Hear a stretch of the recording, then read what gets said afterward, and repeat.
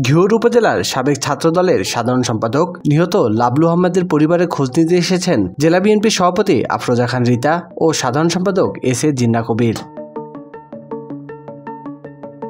শুক্রবার 10 জানুয়ারি জেলা ও উপজেলা বিএনপির নেতাকর্মীদের সঙ্গে নিয়ে নিহত লাবলু আহমেদের পরিবারের সাথে দেখা করতে কুস্তায় তার বাড়িতে যান তারা।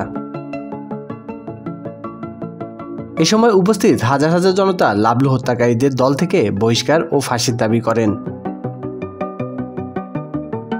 উল্লেখ্য, 9 ডিসেম্বর সোমবার উপজেলা হাসপাতালের সামনে প্রকাশ্য দিবালোকে দেশীয় ধারালো অস্ত্র দিয়ে লাবলু আহমেদকে কুপিয়ে নির্মমভাবে হত্যা করা হয়। এ ব্যাপারে নিহতের ভাই টিপু সুলতান বাদী হয়ে 20 জনকে আসামি করে ঘিওর থানায় একটি হত্যা মামলা দায়ের করেন।